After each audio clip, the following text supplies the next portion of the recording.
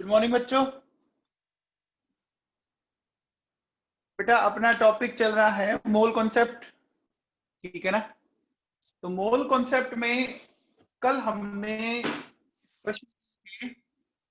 Percentage purity के और percentage yield के, तो मुझे ऐसा फील हुआ कि आप में से कुछ बच्चों को इनमें बड़ी दिक्कत आती है ना। आप में से काफी बच्चों, मुझे ऐसा लगा कि दिक्कत आती है। तो अपन एक काम करते हैं बेटा, अपन मैंने देखो इनको फॉर्मूला की फॉर्म में लिखा है। देखो सुनो, यहां मैंने लिखा है परसेंटेज प्योरिटी, ठीक है। देखो परसेंटेज प्योरिटी कैसे कैलकुलेट करनी है, मैंने कल क्वेश्चन तो काफी करवाए थे। मुझे लगता है कि कुछ बच्चों को भी ढंग से समझ, तो कोई बात नहीं, अपन करते हैं। कुछ क्वेश्चंस मैं आज और करवाता हूं ताकि आपका ये फंडा एकदम ढंग से तैयार हो जाए। देखो बच्चों, क्या है परसेंटेज प्योरिटी को अपन क्या लिख रहे हैं, weight of pure substance divided by total weight into 100, ये लिखा बच्चों मैंने, ठीक है ना।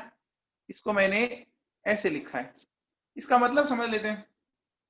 जैसे एक एग्जांपल दिया था बच्चों, देखो सुनो, मैंने ये बोला था कि मान लीजिए आप मार्केट से, मान लीजिए बच्चों 200 ग्राम राइस लेके आए, ठीक है बेटा।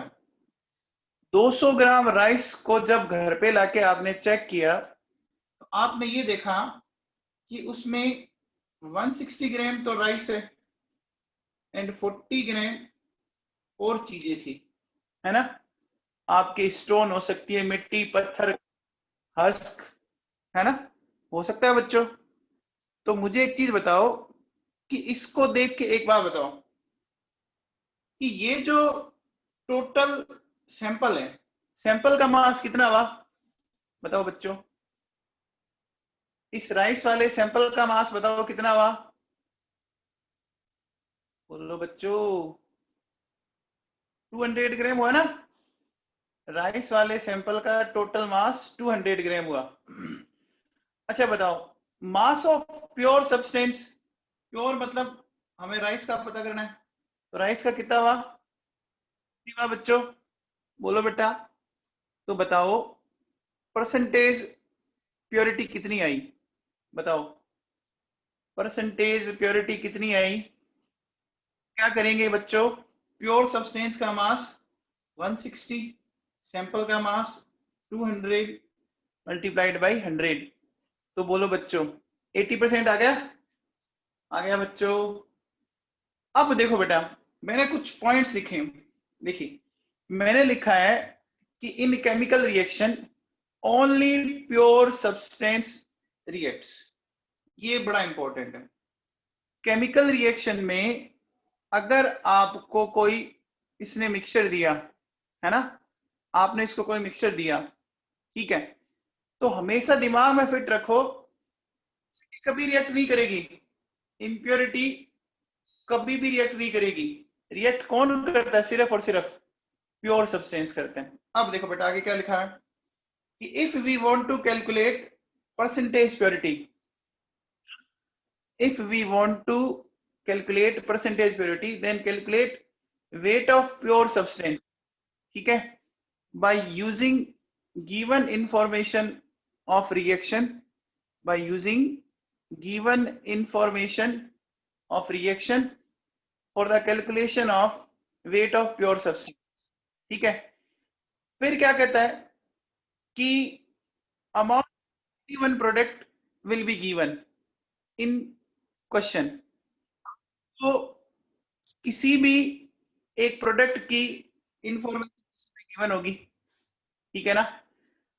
तो मैं एक क्वेश्चन की बात करता हूं सीधा सीधा, देखो बेटा सुनो, अपन एक क्वेश्चन लिखा है बेटा, बताओ इस क्वेश्चन को करते हैं, फिर उस फॉर्मूले को मैं वापस समझाऊंगा। ये क्वेश्चन पढ़ो, क्या कह रहा है, a sample of calcium carbonate is 80% pure, then 200 gram of this sample will give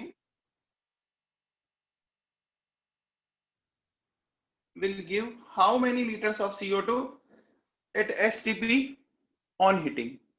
ठीक है, सबसे पहले बताओ आपको प्योरिटी कितनी दी हुई है 80% और सैंपल का मास कितना दिया हुआ है 200 ग्राम दिया हुआ है, दिया हुआ बच्चों। तो देखो हमने क्या बोला था, हमारा फॉर्मूला ये देखो बच्चों परसेंटेज प्योरिटी का, क्या मास प्योर सब्सटेंस है बच्चों, mass of pure substance divided by mass of sample.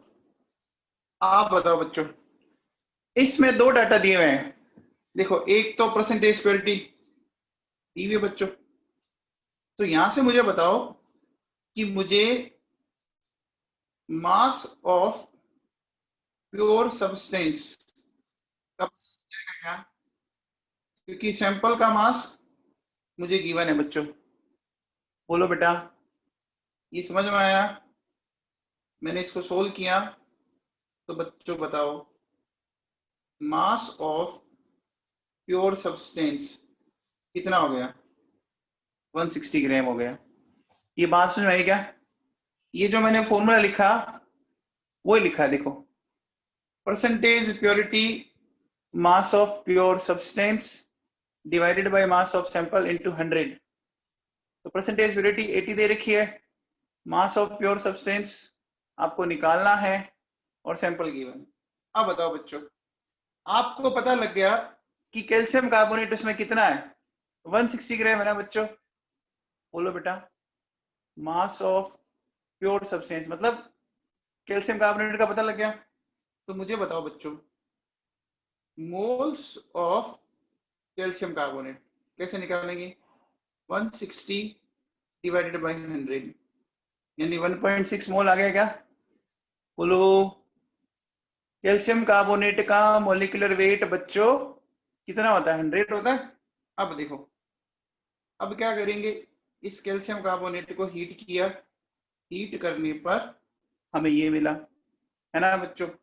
तो इसके 1 मोल से इसका 1 मोल मिलता है, तो बच्चों बताओ इसके 1.6 मोल से इसका 1.6 मोल मिलेगा, मिलेगा। तो अब बताओ बच्चों volume of CO2 eight STP क्या करोगे 1.6 इंटू 22.4 लीटर। क्या समझ में आया आपको, बोलो बच्चों आ गया। चलिए अगला क्वेश्चन बताओ, पढ़ो। What weight of 60% HCl is required for neutralization of 80 gram NaOH। बताओ बच्चों what weight of 60% HCl is required for neutralization of NaOH। 80 gram NaOH को हमें न्यूट्रलाइज करना है, ठीक है, तो हमें HCl का मास बताना है। अब देखो बेटा क्या करोगे, देखो इसमें मैंने क्या लिखा ऊपर पढ़ो देखो, if percentage purity is and it is asking for total weight of sample then use above formula and one thing keep in your mind that amount of sample will be always more than amount of pure substance। ये line समझ में आई, इस line को देखो हवा में तो समझ में आएगी नहीं, क्वेश्चन में करते हैं अपन। करें बच्चों, सबसे पहले एक बार बताओ बच्चों, अगर मैं ये लिखूं NaOH प्लस HCl, बोलो बेटा ये मिल जाएगा क्या NaCl प्लस वाटर, बोलो ये मिल जाएगा।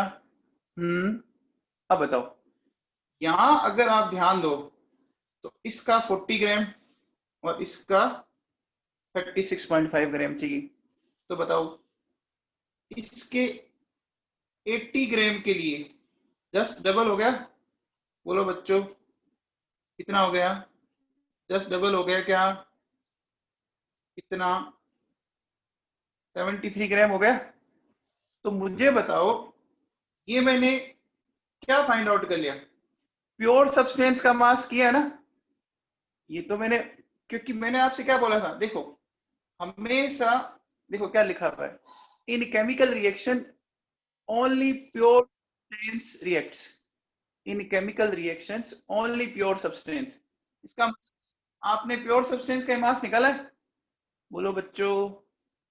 अब बताओ, आपको करना क्या है, फॉर्मूला लगाना है, percentage purity, mass of pure substance divided by mass of sample multiplied by 100। Percentage purity आपको बच्चों 60 दी हुई है, प्योर सब्सटेंस का हमने 73 निकाल रखा है, हमें मास ऑफ सैंपल चाहिए बच्चों, इनटू 100 कर देंगे। तो देखो बच्चों, मास ऑफ सैंपल क्या आ जाएगा, देखो बच्चों 73 into 10 divided by 6।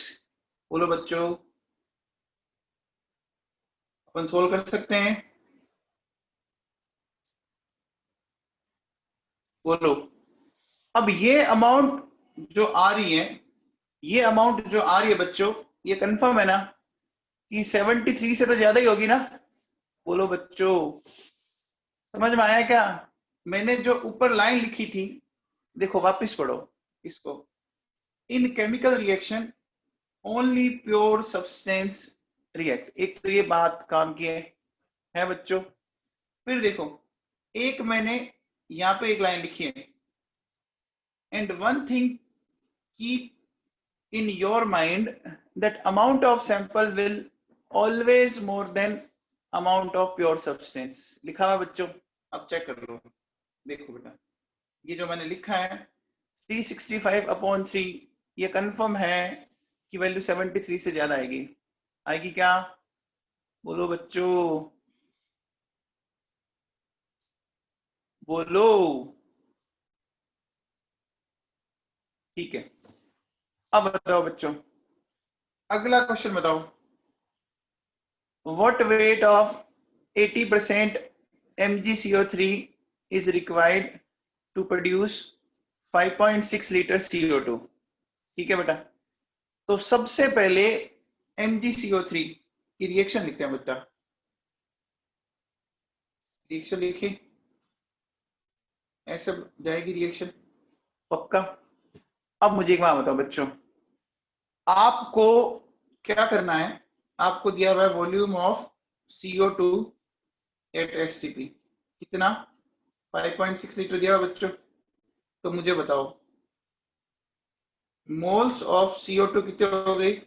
5.6 divide by 22.4 यानी 0.25 हो गए बच्चों। बोलो बेटा, हो गए? अब देखो बेटा, अगर आपको इसका 1 मोल बनाना है तो इसका 1 मोल लेना पड़ेगा ना? बोलो बच्चों, तो अगर आपको इसका 0.25 मोल बनाना है तो बच्चों इसका भी 0.25 मोल लेना पड़ेगा। लेना पड़ेगा क्या बच्चों? बोलो। अब मुझे बताओ, मैं कह सकता हूं कि मास ऑफ प्योर MgCO3 क्या हो जाएगा? 0.25। MgCO3 का मोलिकुलर वेट निकालो बच्चों, कितना आएगा? देखो, मैग्नीशियम का 24, कार्बोनेट का 60, 84 आ गया। आ गया बच्चों? यहां तक समझ में आया? यहां तक तो मैंने सिंपल रिएक्शन के अकॉर्डिंग सोल्व की। अब देखो बेटा सुनो, आपको क्वेश्चन में परसेंटेज प्योरिटी कितनी दे रखी है? 80% दे रखा है। आपके पास प्योर सब्सटेंस का मास ये है और आपको वेट ऑफ सैंपल चाहिए इनटू 100। बोलो, समझ में आया?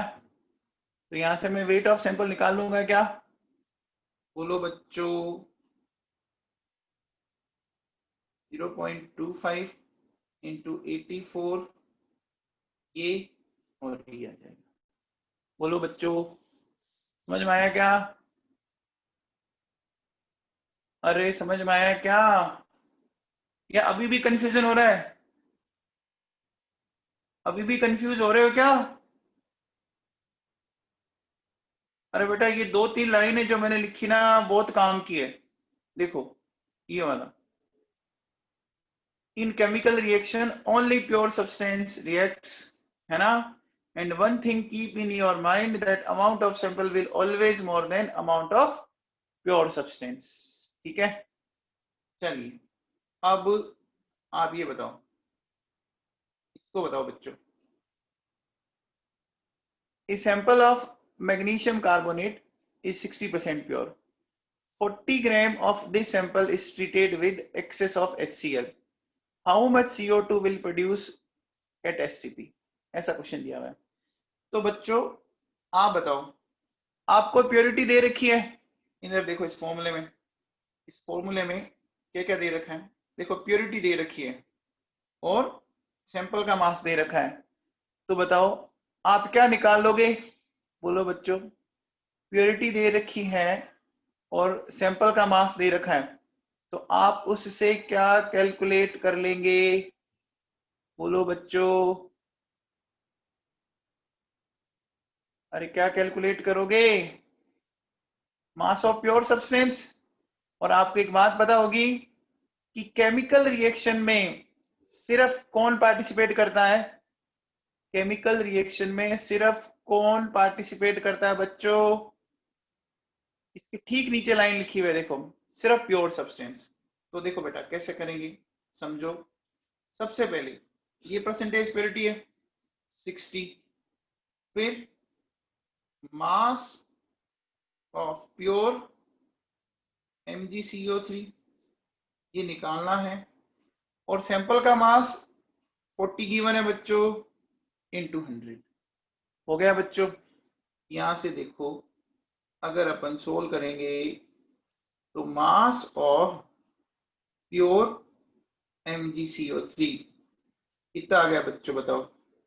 24 ग्राम आ गया? आ गया क्या बच्चों? बोलो।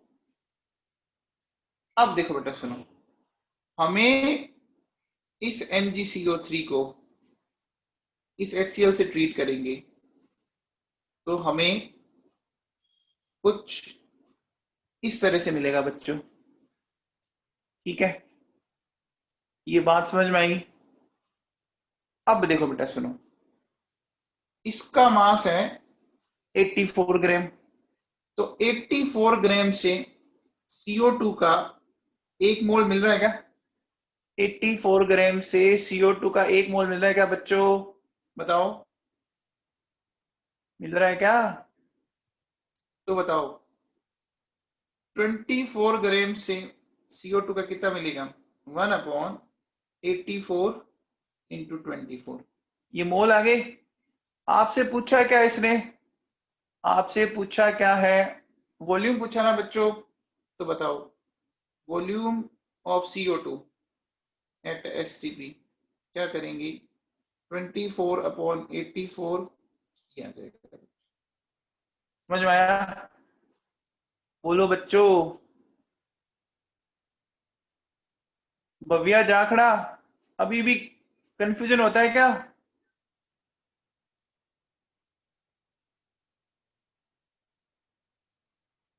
चलो तो आप बताओ, अगर कल वाला कोई क्वेश्चन बताना हो आपको, कल वाले क्वेश्चन में अगर आपको कोई बताना हो तो बताइए।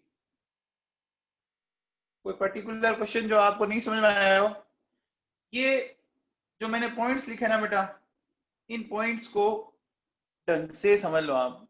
ये मैंने क्वेश्चन में समझाया आपको। बोलो बच्चों, क्लियर है? क्लियर है क्या? चलें आगे फिर? ठीक है, अब देखो बेटा सुनो, अपन चलते हैं परसेंटेज यील्ड पर। देखिए यहां पर आ गई परसेंटेज यील्ड ऑफ रिएक्शन। इस फॉर्मूले को समझाने से पहले मैं ना इस न्यूमेरिकल पे आता हूं।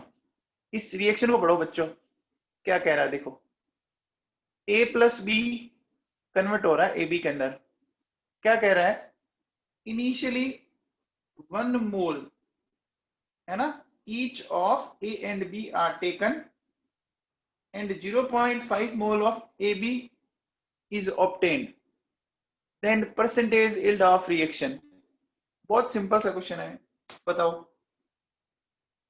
एक वहां बताओ बच्चों, आप अगर अपन एक्सपेक्ट करें, मुझे बताओ बच्चों, अगर अपन इसको देखो सोल्व करें, देखो A प्लस बी और ए बी, आप सोचिए इसका 1 मोल, इसका 1 मोल, तो बेटा इसका 1 मोल ही तो बनेगा ना, बताओ A प्लस बी के जब 1 मोल आपस में रिएक्ट करेंगे तो हम कितने मोल ए बी एक्सपेक्ट कर रहे हैं, बताओ बच्चों, कितने मोल ए बी एक्सपेक्ट कर रहे हैं, 1, जबकि रिएक्शन में बना कितना है, कह क्या रहा है, कह क्या रहा है, कितना बना है इसने 0.5, तो बच्चों बताओ बनना चाहिए था 1 और बना 0.5, तो परसेंटेज यील्ड कितनी हो गई, परसेंटेज यील्ड कितनी हो गई 50%।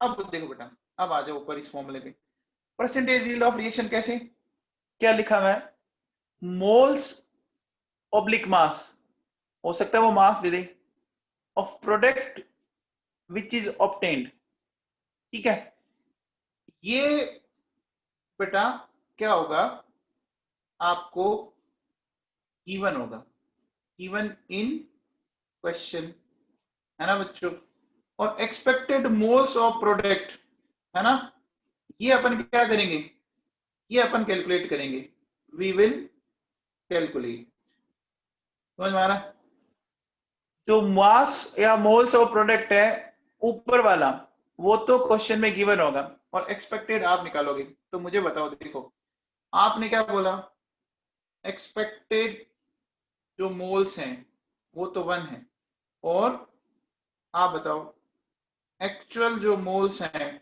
वो कितने हैं 0.5, तो बताओ बच्चों परसेंटेज यील्ड क्या हुई, 0.5 divided by 1 into 100, it means 50% हो गई।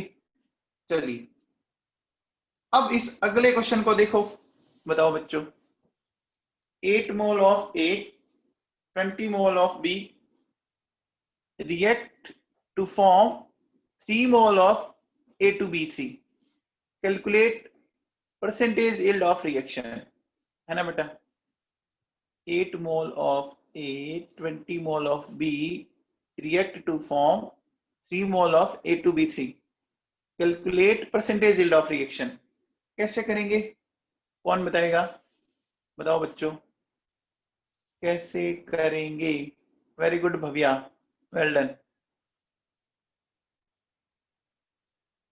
देखो बेटा सबसे पहले आपको क्या करना पड़ेगा, इक्वेशन लिखो, देखो बेटा A प्लस B आपको बनाना है A2B3, तो क्या करोगे 2A और 3B, ये ठीक है, इक्वेशन बैलेंस हो गई, बोलो बच्चों, है ना, हाँ वेरी गुड आंचल।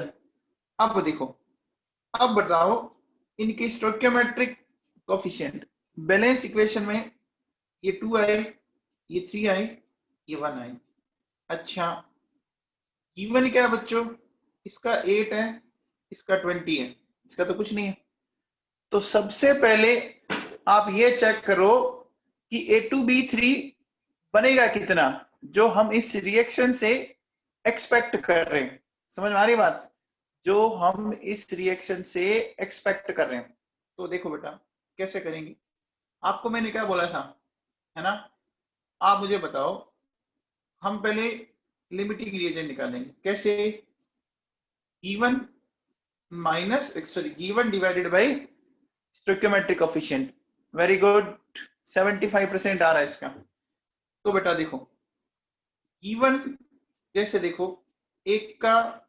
8/2 और एक का है 20/3, तो ये 4 आएगा, ये 6.5 समथिंग आएगा। तो जो वैल्यू छोटी है वो होता है ना बच्चों आपका लिमिटिंग रिएजेंट। जो वैल्यू छोटी होती है वो लिमिटिंग रिएजेंट होता है ना बेटा। तो अब देखो लिखोगे कैसे, 8 माइनस ये लिया आपने 2 और यहां से जो छोटी वैल्यू आई इंटू 4 कर दिया, ठीक है। फिर देखो 20 माइनस ऊपर से 3 लिया और इधर से जो छोटी वैल्यू थी, ठीक है। और इधर देखो बेटा ये 1 ही बनेगा, तो बताओ कितना बनेगा आपका। आपका बन जाएगा ये, बोलो बच्चों 4 बनेगा क्या। अगर आपको नहीं समझ में आया हो तो देखो ऐसे कर लो बेटा, सबसे पहले आप ये देखो ऐसे कर लो, -2x है ना, 20 माइनस 3x और ये 1x हो गया बच्चों।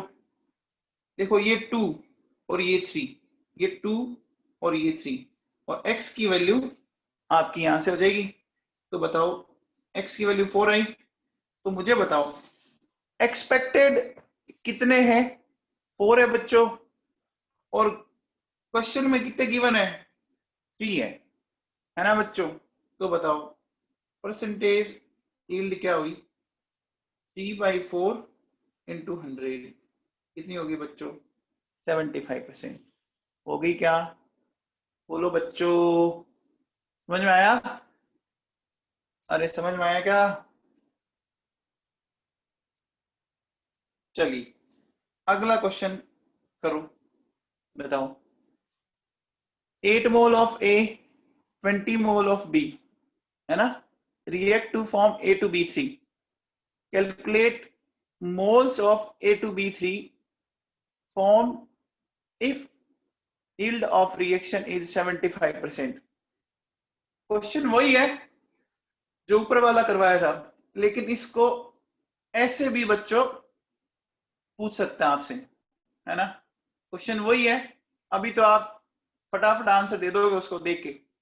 अगेन देखो बेटा वापस वही लिखेंगे अपन, क्या करेंगे देखो बच्चों 2a प्लस 3b ये मैंने लिखा A2B3 है ना। इसमें कितने थे, 8 गिवन थे, 20 था, ये था क्या क्या बच्चों 8 माइनस 2x 20 माइनस 3x और x, और x की वैल्यू हमने 4 निकाली थी पिछले क्वेश्चन में, देखो बेटा निकाली थी 4 निकाली थी। अब बेटा बताओ मुझे आप कि ये कह रहा है कि परसेंटेज यील्ड कितनी है, 75% है ना। तो देखो बेटा 75%, अब देखो actual mole divided by theoretical moles into 100 करेंगे बच्चों। तो एक्चुअल में तो 4 बने है ना, सॉरी एक्चुअल में तो निकालना हमें है ना, ये तो हमें निकालना। थ्योरेटिकली कितने बन रहे हैं बच्चों, 4 बन रहे हैं ना, बोलो अरे बात सुन आई, इंटू 100। तो देखो बच्चों ये गया 25, तो बताओ वैसे भी आपको समझ में आ गया होगा कि 4 का 75% लेना है, तो 4 का 75% क्या होगा बताओ, 4 का 75% 3 होगा और क्या है ना। चलो अब ये वाला क्वेश्चन बताओ, ये वाला बताओ, इस क्वेश्चन को सोल्व करके बताओ बच्चों। मैं आपको Fe का एटॉमिक मास दे देता हूँ 56 ग्राम पर मोल, बताओ बच्चों कैसे करोगे।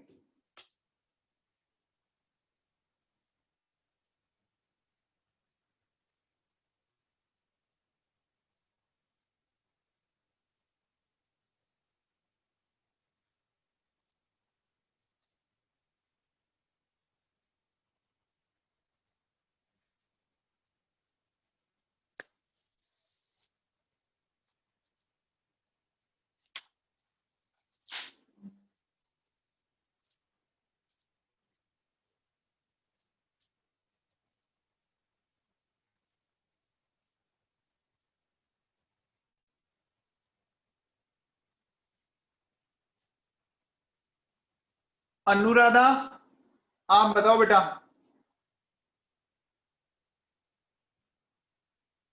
अनुराधा,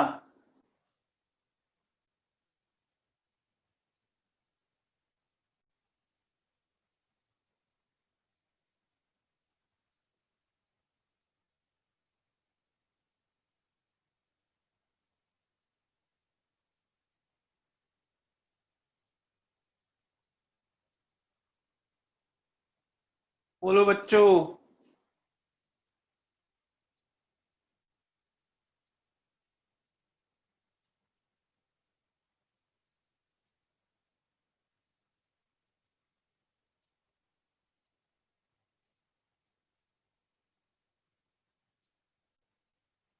हो गया है क्या? किसी ने किया आप में से?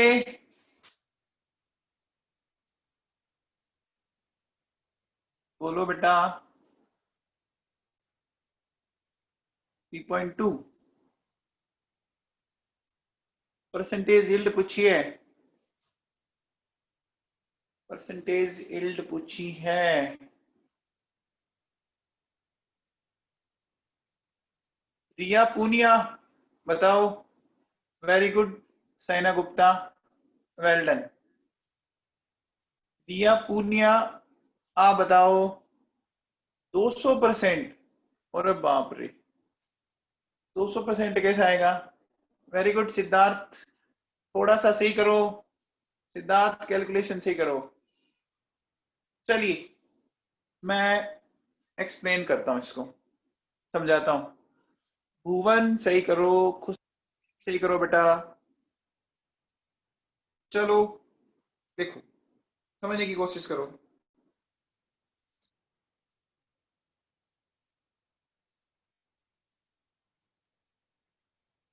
ये लिया बेटा मैंने, ठीक है। अब देखो बेटा सुनो, इस Fe2O3 का जब आप मास निकालोगे ना बेटा, तो ये 160 ग्राम आएगा। आ रहा है बच्चों? इस Fe2O3 का मास 160 ग्राम आ रहा है, और इसका आएगा बेटा 2 इंटू 56, है ना? ये आ रहा है 112 ग्राम। ठीक है बेटा। तो अब मुझे बताओ, आप इसमें ऐसा बोलोगे कि 160 ग्राम Fe2O3 से मिलता है इतना Fe, तो बताओ आपको 6.5 ग्राम Fe2O3 से कितना मिलेगा? कितना मिलेगा? ये सोल्व करने पर बच्चों आएगा आपका लगभग लगभग 4.55। हम जो निकालते हैं वो क्या निकालते हैं? हम एक्सपेरिमेंटल निकालते हैं या थ्योरेटिकल? हम क्या निकालते हैं? बोलो बच्चों, एक्सपेरिमेंटल या थ्योरेटिकल? बोलो। हम क्या निकालते हैं बच्चों? अरे आपके हाथ में कॉपी पेन है, हम थ्योरेटिकली निकाल सकते हैं, तो हमने ये थ्योरेटिकल निकाला। तो अब देखो बच्चों, अगर हम परसेंटेज यील्ड की बात करें तो थ्योरेटिकली इतना बनना चाहिए, है ना बेटा? लेकिन बन कितना रहा है? 3.85 ही बन रहा है, इंटू 100 कर देंगे। कर देंगे बच्चों, बोलो। क्या समझ में आया? क्या समझ में आया बेटा? अभी भी कोई डाउट है क्या इन दो टॉपिक में, परसेंटेज यील्ड के अंदर और आपकी परसेंटेज प्योरिटी में? अभी भी किसी को ऐसा कंफ्यूजन लग रहा हो तो बताओ, क्योंकि मैंने इसको, देखो न्यूमेरिकल तो बहुत करवा दिए और आपको इनका लॉजिक भी बता दिया मैंने। आगे चलो, नए टॉपिक पे चलें अब।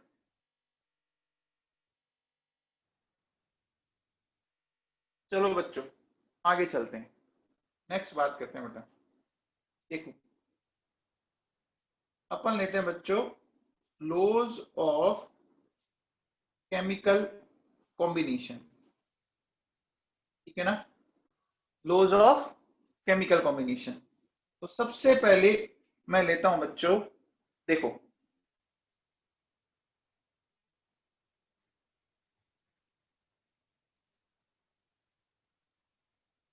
गेलू-सेक्स लॉ, ये जो रूल अपन पढ़ेंगे ना, गेलू-सेक्स लॉ, ये बड़ा इंपॉर्टेंट है, बड़ा, इसको समझना आप ढंग से। ये क्या कहता है, देखो बेटा सुनो, अगर सपोज मैंने ये दिया बेटा, ठीक है, तो सबसे पहले बोलो बच्चों, ये गैसियस फेज रिएक्शन है, ये गैसियस फेज रिएक्शन है बच्चों, बोलो बेटा। अब देखो, अगर आप इसमें मोल देखो तो इसका 1 मोल है, इसका 1 मोल है, और इसका 2 मोल है। अब देखो बेटा, अगर आप इनके वॉल्यूम का रेशियो देखो तो ये रेशियो बेटा वही आएगा जो इनके मोल का रेशियो है। मतलब सिंपल सी बात यह है कि अगर कोई गैसियस फेज रिएक्शन है ना, तो जो मोल का रेशियो है वही वॉल्यूम का रेशियो है, बस और ज्यादा 3-5 करने की जरूरत नहीं हमें, है ना।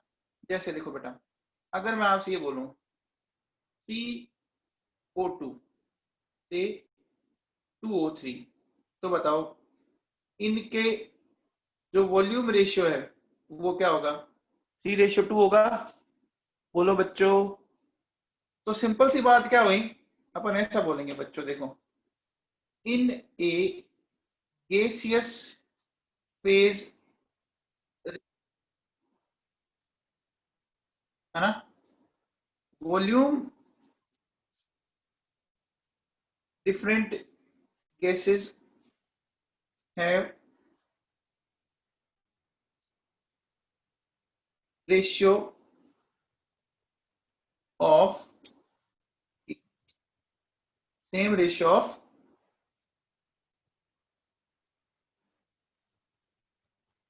moles ratio in a gaseous phase reaction, है ना, volume of different gases have same ratio, है ना, ऑफ मोल रेशियो। आप इसको ऐसा समझो, जो मोल का रेशियो है ना वही आपके वॉल्यूम का रेशियो है, बस ज्यादा माथा फोड़ी कुछ नहीं करनी। अब देखो बेटा, एक चीज बताओ मेरे को, मैं एक सिंपल सा आपसे क्वेश्चन पूछता हूँ, ध्यान से सुनना। देखो, मेरे पास ये एक इक्वेशन है बच्चों, ठीक है, इसमें क्या कहता है, ध्यान से सुनिए। ये कहता है कि भैया 30 litre nitrogen, 30 litre hydrogen are mixed if percentage yield of reaction is 50%, then calculate volume of different gases after reaction। ये क्वेश्चन मेरे हिसाब से आपने किया भी होगा बच्चों, है ना, ये क्वेश्चन मेरे हिसाब से आपने किया भी होगा, है ना। तो कैसे करोगे बताओ बच्चों, को हमें सोल्व करना है बेटा।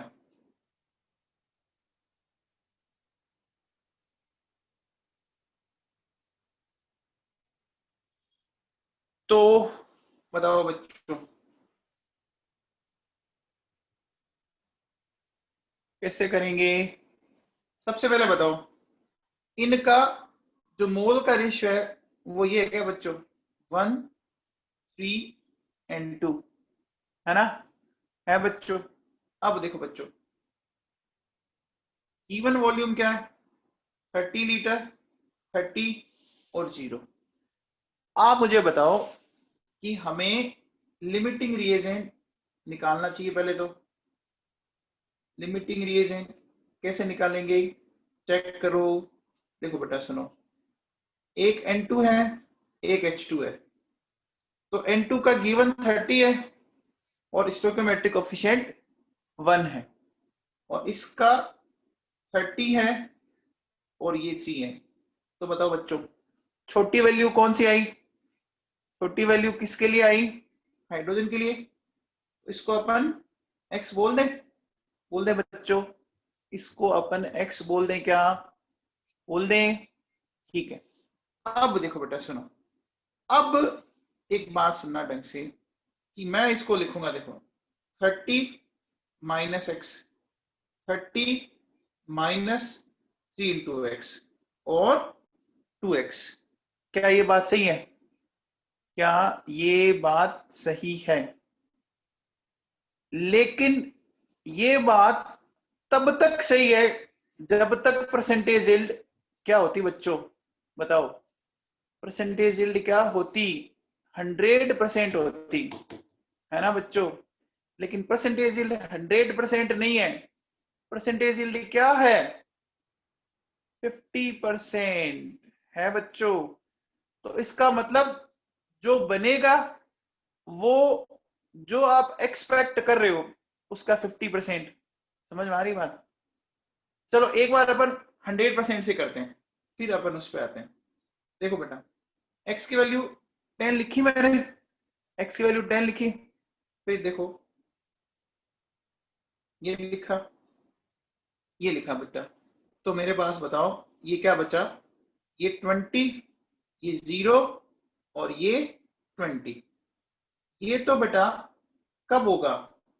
जब ये 100% यील्ड हो। लेकिन बच्चों आपको पता है कि यील्ड 100% नहीं है। कितनी परसेंट है? कितनी परसेंट है क्वेश्चन में देखो, बोलो बच्चों। 50 है। तो अब करना क्या पड़ेगा बेटा? अब हमें करना क्या पड़ेगा? देखो, जो आप x यहाँ पे सेंड कर रहे हो है ना, उसका आपको कितना परसेंट लेना पड़ेगा? उस x का कितना परसेंट लेना पड़ेगा? 50, या उसको हाफ कर दो, एक ही बात है ना। अपन ऐसा बोलेंगे कि 50% गिवन इन क्वेश्चन। बोलो बच्चों। तो अब क्या करोगे? देखो 30 माइनस एक्स, इसका 50% है ना बच्चों।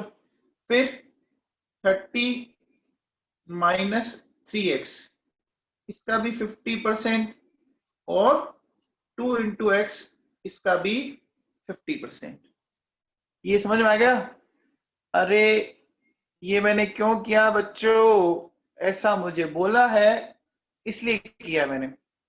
अब देखो बेटा सुनो, इसका मतलब 30 माइनस 0.5x, 30 माइनस 1.5x, और बोलो बेटा ये x हो गया।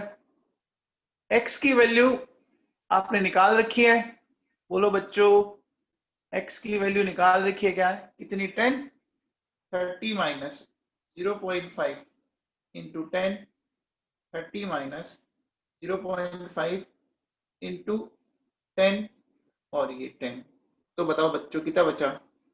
25, 15 और 10 हो गया क्या? बोलो। अरे बच्चों समझ में आया? देखो अगर 100% यील्ड होती तो 20 बनता, बनता बच्चों 20 बनता। लेकिन यील्ड कितनी है? 50% है, यानी उसकी आधी बनानी है। अरे आधा ही बनाना है ना। तो 20 का आधा कितना होता है? 20 का आधा कितना होता है बच्चों? 10। अब देखो 20 बनने के लिए 10 जा रहा है ना बच्चों। 20 बनने के लिए 10 जा रहा है। तो बताओ 10 बनने के लिए कितना जाएगा? 20 बनने के लिए अगर 10 जा रहा है तो 10 बनने के लिए 5 जाएगा। देख लो पीछे 25 बच गया फिर। अच्छा बताओ 20 बनने के लिए 30 जा रहा है, तो 10 बनने के लिए कितना जाएगा बच्चों? 15। ये बच्चों कभी आपके नीट में आया हुआ क्वेश्चन है बच्चों। क्या समझ में आया? क्या समझ में आया? बोलो बेटा। सबको क्लियर है? परसेंटेज में किसी को दिक्कत तो नहीं? अरे परसेंटेज में दिक्कत तो नहीं कि 50% क्यों लिया? बेटा मेरे को बोला है अगर मुझे 80 बोल देता ना तो मैं 80 से कर देता। कर देता क्या? बोलो, कर ही देता, छोड़ता थोड़ी मैं। अब देखो बेटा सुनो,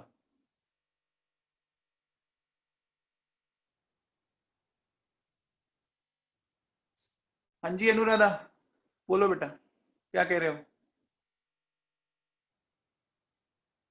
अनुराधा बोलो।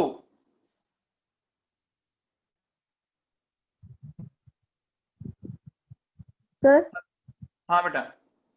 जैसे 100% पे 20 मोल आ रहे हैं, हम्म और ना इसको डायरेक्ट हम ना 100 मतलब कि यील्ड निकालते हैं उसमें रखें तो उससे भी 10 आ रहे हैं ना। हाँ तो बेटा 10 ही तो बन रहे हैं ना। जैसे हमने सेकंड स्टेप किया 50% यील्ड को कम किया, मतलब कि हाँ हाँ, इसको ना करें और डायरेक्ट ऐसे रखें कि 100 मतलब यील्ड इज इक्वल मोल्स और अपन एक्सेप्टेड मोल्स तो इनटू 100 यूज लिया क्या? है। वो फॉर्मूला यूज लिया क्या? हाँ फॉर्मूले से, हाँ तो कोई बात नहीं बेटा। उससे भी 10 ही आ रहा है। हाँ तो 10 ही आएगा, अलग हाँ कैसे मतलब, आएगा? हाँ नहीं मैं कह रही थी जैसे स्टेप बढ़ा है तो क्या पता नहीं वैसे वो ही आ जाएगा 10। ये कर सकते हो आप, कोई दिक्कत नहीं बेटा, आपको समझ में आ गया ना? बस ये मुझे समझाना था। वेरी गुड, म्यूट कर ले बेटा। चलिए देखो बेटा सुनो, अब नेक्स्ट बात करते हैं बेटा। देखो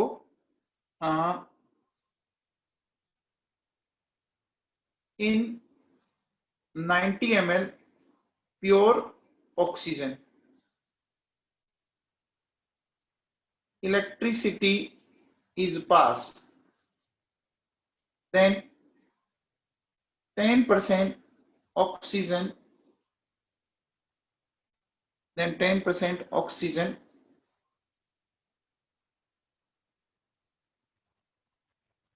by volume is converted to ozone. Calculate final volume of gaseous mixture. If this gaseous mixture is treated with turpentine oil, then final volume will be। ये बेटा एक क्वेश्चन है, ये हमें करना है। बोलो बच्चों, कैसे करेंगे? In 90 ml pure oxygen, electricity is passed, then 10% oxygen by volume is converted to ozone. Calculate final volume of gaseous mixture. If this gaseous mixture is treated with turpentine, तारपीन का तेल सुना है बच्चों? तारपीन का तेल, उसी को टर्पेंटाइनॉल बोलते हैं बच्चों अपन, है ना? Then final volume. तो बताओ बच्चों कैसे करोगे?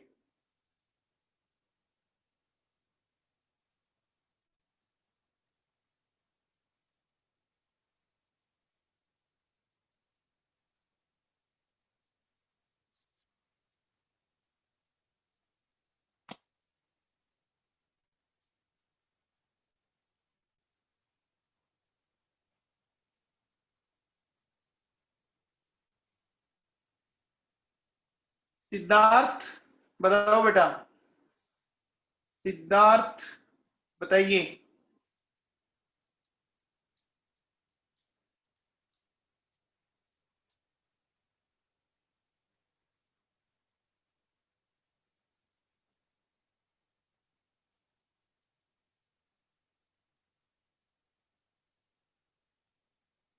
कौन बताएगा?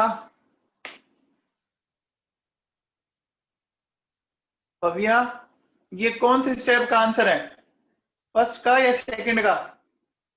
दो जगह पूछा है। Calculate final volume of gases mixture before treatment of turpentine oil और after treatment of turpentine oil.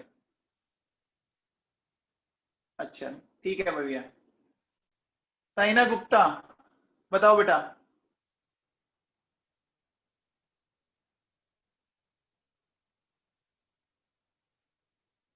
रिया पूनिया, पूनिया जी, नोखा वाले पूनिया जी, सुन रहे हो?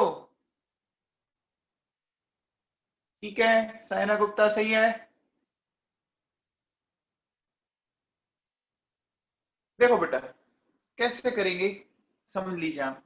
देखो सबसे पहले आपको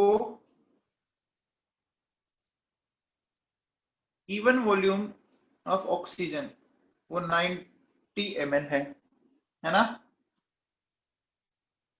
volume of oxygen which will convert into ozone. बोलो बेटा 90 का 10% लेंगे, 9 ml लेंगे बच्चों। अब देखो इक्वेशन क्या है, अपन इक्वेशन ये लिखी थी 3O2 से 2O3। बोलो बेटा ये है, यहां से देखो इसके 3 ml से इसके 2 ml बन रहे क्या? इसके 3 ml से 2 ml बन रहा है, इसके 1 से 2/3, तो इसके 9 से कितना बनेगा? 2/3 इंटू 9, बोलो 6 ml ओजोन बन गई बच्चों। बोलो 6 ml ओजोन बनी। अब देखो बच्चों अगर मैं आपसे ऐसा बोलूं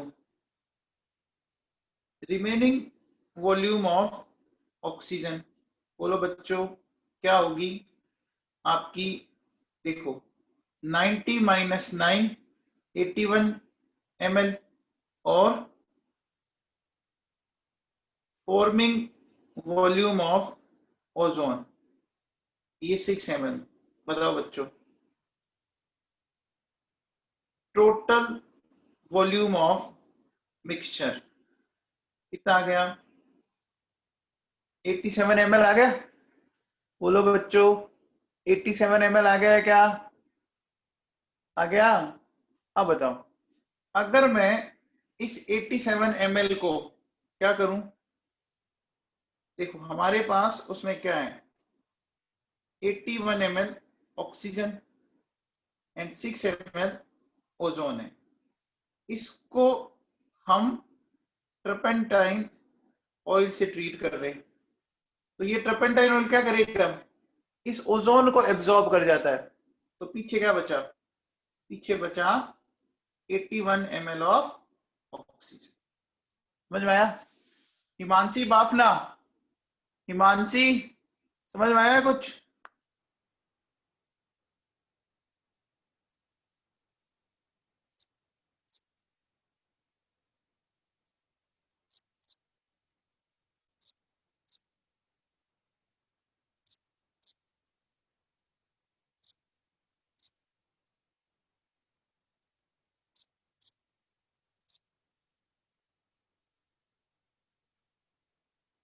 हाँ जी देखो बेटा क्वेश्चन बड़ा सिंपल सा था। आपको टोटल वॉल्यूम इसने 90 ml दिया था बच्चों। 90 ml का कितना परसेंट? 10%। तो 90 ml का 10% 9 ml हो गया। ये 9 ml ऑक्सीजन जो है ना वो कन्वर्ट हो रही है ना ओजोन के अंदर। तो देखो इक्वेशन क्या लिखी हुई है 3O2 से 2O3, तो 3 ml ऑक्सीजन से 2 ml ओजोन बन रही है। तो 1 से 2/3, तो 9 से कितनी बनी? 6 ml ओजोन बन गई। बोलो बच्चों अब बताओ आपने क्या देखा कि स्टार्टिंग में 90 लिया था, उसका 9 ml ऑक्सीजन तो ओजोन में जा रहा है, तो पीछे कितनी बच गई? 81 ml बच गई ना बच्चों? बोलो बेटा बच गई। तो और ओजोन कितनी बनी? 6 ml। दोनों का एडिशन कर दो कितना हो गया? 87 ml आ गया। और ट्रपेंटाइन ऑयल बेटा ओजोन को एब्जॉर्ब करता है, ठीक है ना? ट्रपेंटाइन ऑयल क्या करता है बच्चों? ओजोन को एब्जॉर्ब कर लेता है, ठीक है? समझ में आ गया? अगला क्वेश्चन बताओ बच्चों। ये मेरे पास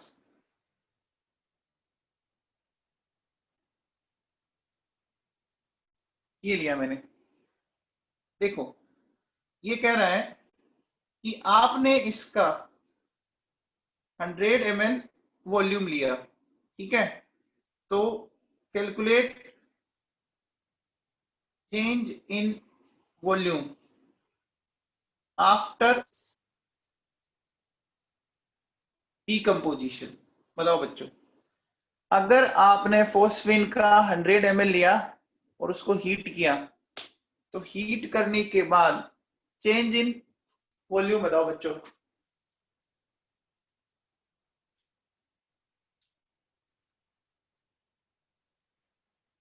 बोलो बेटा।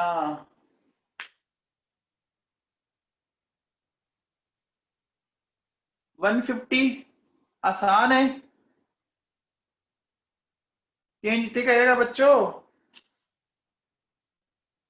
सही कह रहा है। देखो देखो बेटा क्या है, ध्यान दीजिए। बिफोर रिएक्शन ये 0 0 है। अब देखो बेटा सुनो, आफ्टर रिएक्शन ये 0 हो जाएगा।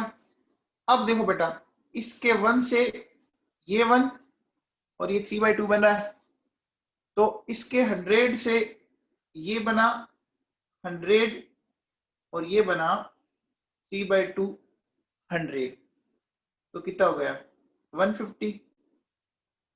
तो बताओ, मुझे बताओ टोटल वॉल्यूम आफ्टर रिएक्शन कितना है बच्चों।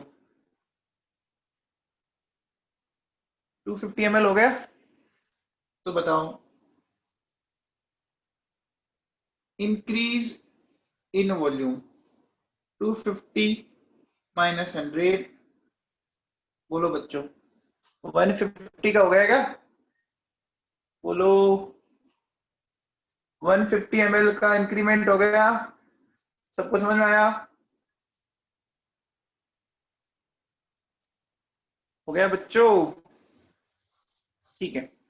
अब देखो बेटा सुनो, ये हमने पढ़ा क्या, कौन सा रूल लिया भैया, गेलू सेक लो।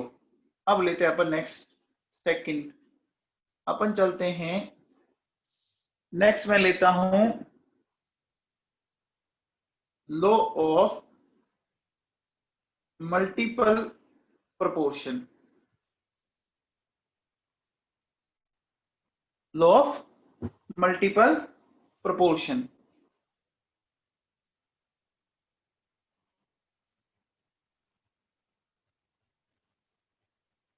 है ना। तो मल्टीपल प्रोपोर्शन का जो रूल होता है, कोई बताएगा आप में से क्या होता है बेटा। मल्टीपल प्रोपोर्शन का रूल,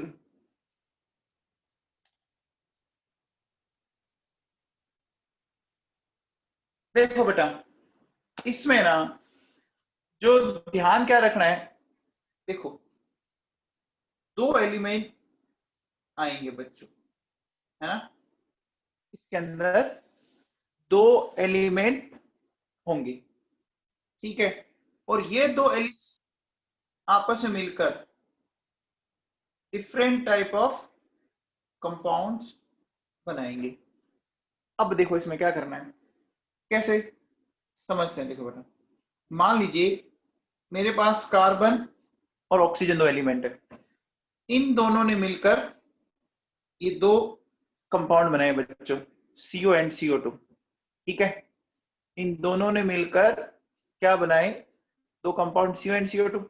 अब देखो बेटा सुनो, अगर इन दोनों कंपाउंड में मास ऑफ कार्बन की बात करें तो दोनों में 12-12 है, फिक्स है बच्चों।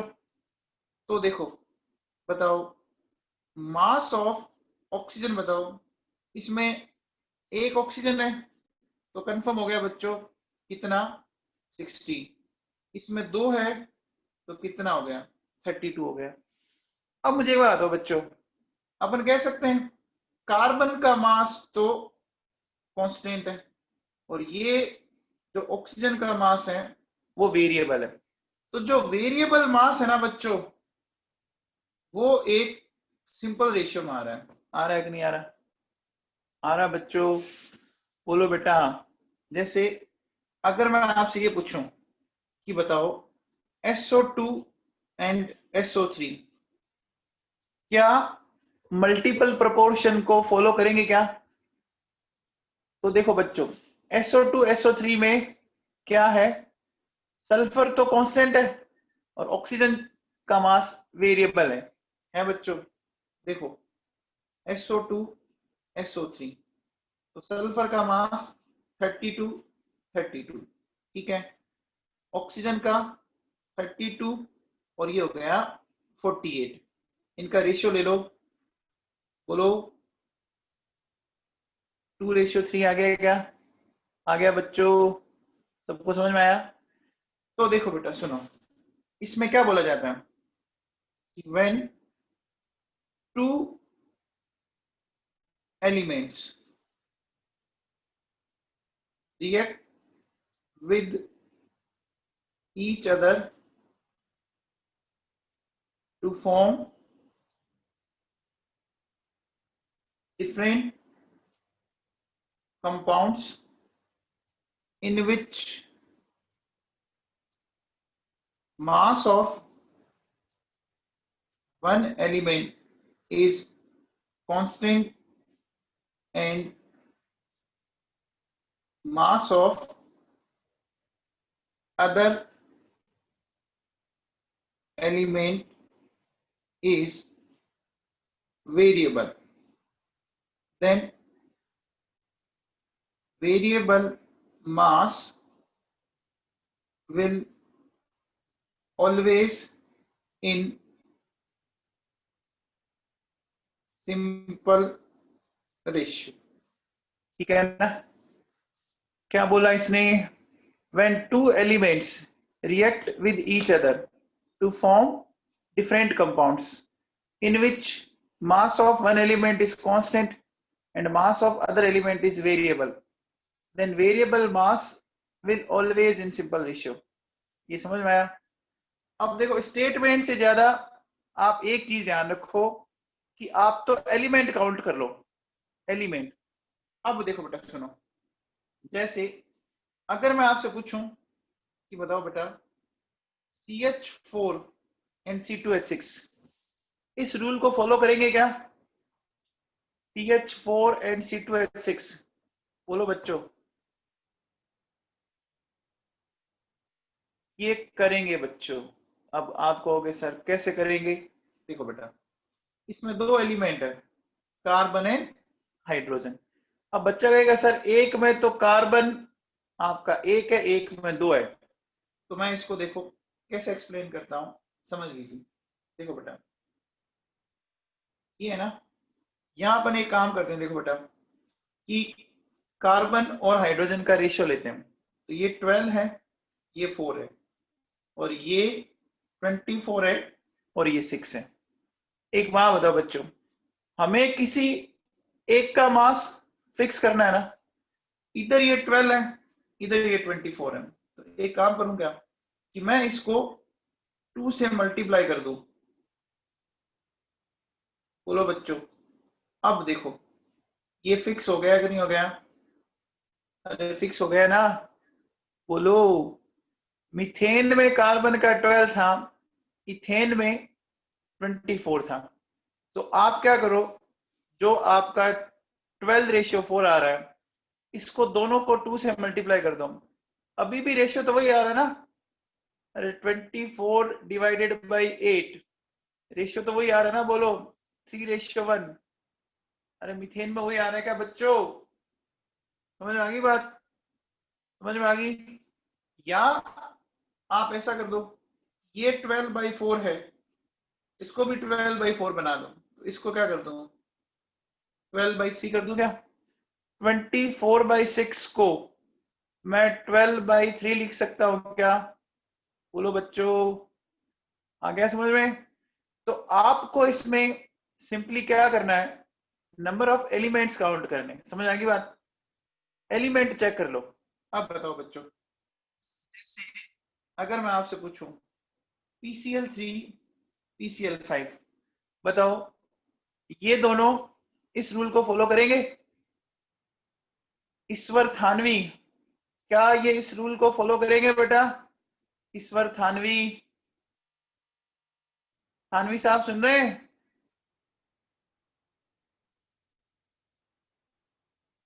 थानवी जी, देखो बेटा इसमें दो एलिमेंट है, कौन कौन से? फॉस्फोरस एंड क्लोरीन, है ना?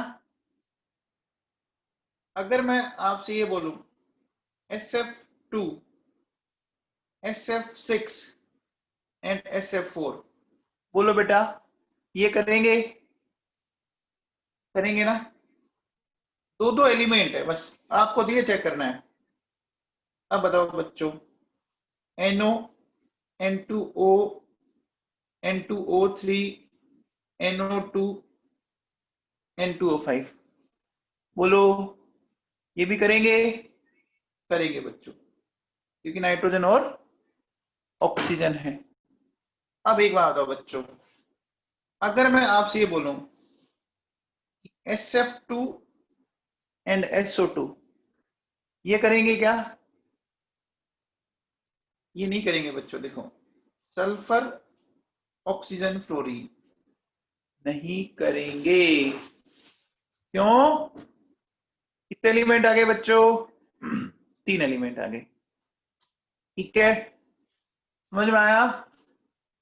तो एग्जाम में अगर आपको आंसर निकालना है ना, तो गिवन कंपाउंड में ये चेक कर लीजिए कि वो 2 एलिमेंट से मिलके बने होने चाहिए, बस। इससे ज्यादा आपको दिमाग लगाना नहीं है। ठीक है, आगे बात समझ में? तो मल्टीपल प्रोपोर्शन समझ में आएगा? ठीक है, अब देखो, अब अपन बात करते हैं नेक्स्ट, लॉ ऑफ रेसिप्रोकल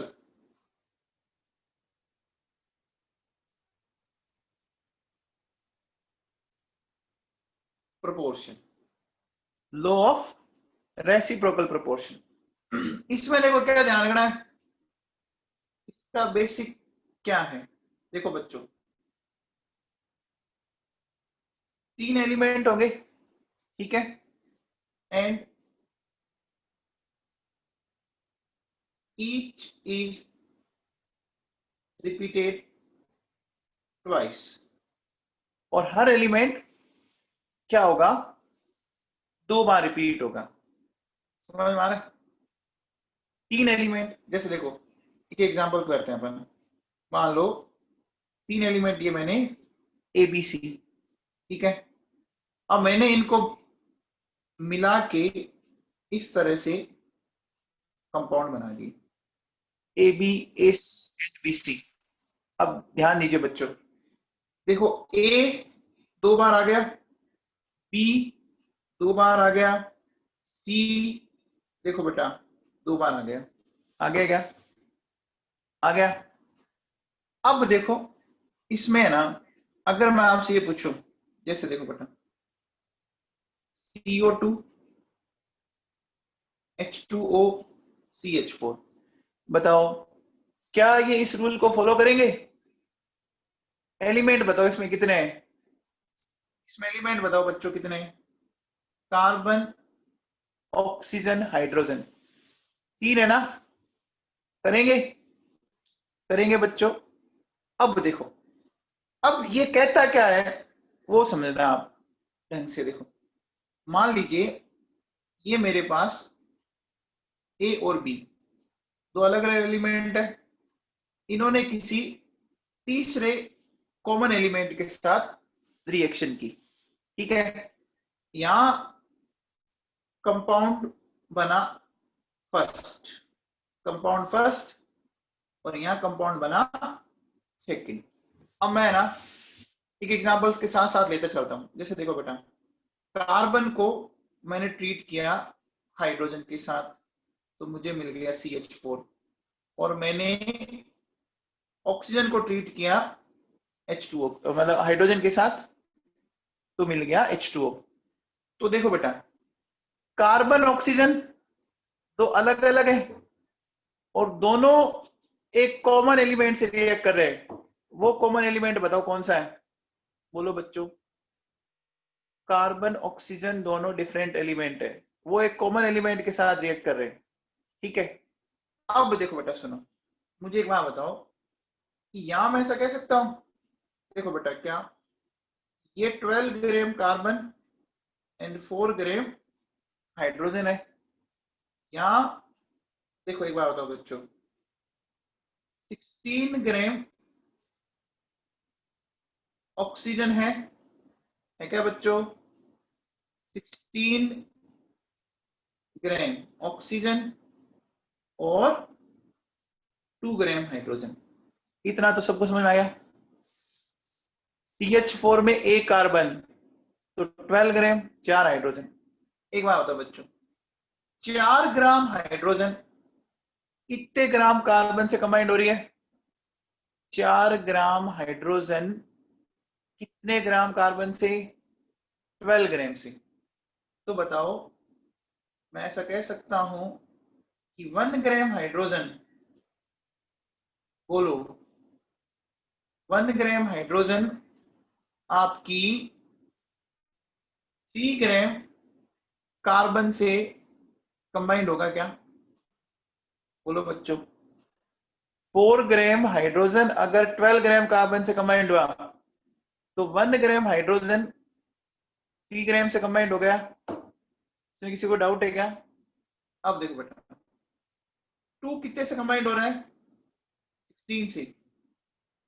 तो 1 ग्राम हाइड्रोजन, देखो बेटा 16/2, 8 ग्राम ऑक्सीजन से कंबाइंड हो रहा है क्या? हो रहा है बच्चों। तो इसका मतलब देखो, मैंने इस एलिमेंट का मास फिक्स कर दिया क्या? बोलो बेटा, मैंने इस एलिमेंट का मास फिक्स कर दिया क्या? कुछ समझ में आ रहा है?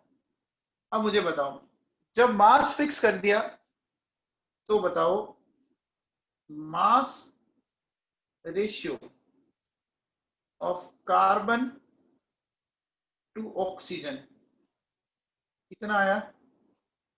बोलो बच्चों, mass ratio of carbon to oxygen 3:8 आया।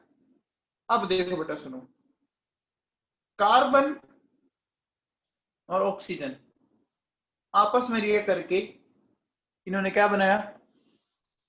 CO2 बनाया बच्चों, बोलो।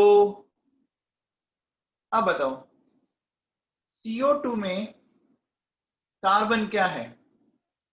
12 ग्राम, ऑक्सीजन है बच्चों 32 ग्राम। तो बताओ mass ratio of carbon to oxygen 12/32, क्या वही मास रेशियो आ गया क्या? बोलो बच्चों, बोलो। कुछ समझ में आया? देखो क्या हुआ, ए और बी दो डिफरेंट एलिमेंट थे, इन्होंने किसी तीसरे कॉमन एलिमेंट के साथ रिएक्शन किया, ठीक है।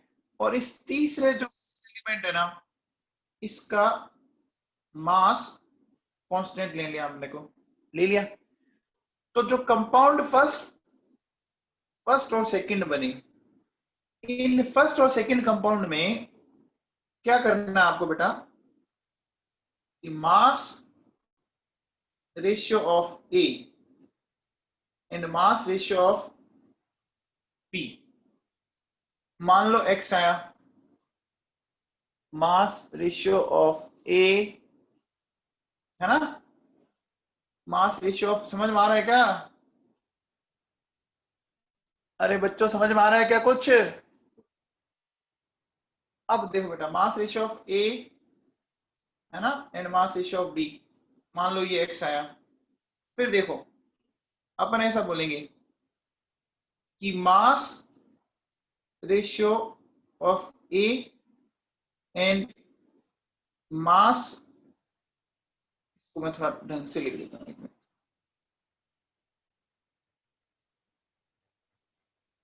देखो mass of A and mass of B, ठीक है, ये रेशियो अपन इसमें ले रहे हैं, इसको मैंने बोल दिया y, ठीक है। और ये हमने किस में लिया, याद करो, AC एंड BC में लिया। तो अपन कह सकते हैं बच्चों कि देखो ये जो x और y है, या तो ये बराबर आएंगे या ये ऐसा आ सकते हैं, है ना। हो सकता है y आपका ऐसे आ जाए, है ना, लेकिन ऐसा मान के चलना, ऐसा कभी नहीं आएगा, ऐसा कभी भी नहीं आएगा। 2.6 है ना y, यानी इनका जो रेशियो आ रहा है ना वो हमेशा और हमेशा क्या होगा, इंटीग्रल मल्टीप्लाई होगा। अरे समझ में आया मैंने क्या बोला। देखो बेसिक थीम तो यहाँ है काम की, बेसिक थीम तो ये है। एग्जाम में आने वाला क्वेश्चन तो क्या, कितने एलिमेंट, 3 एलिमेंट, और हर एलिमेंट कितनी बार आ जाना चाहिए, 2 बार आ जाना चाहिए, है ना।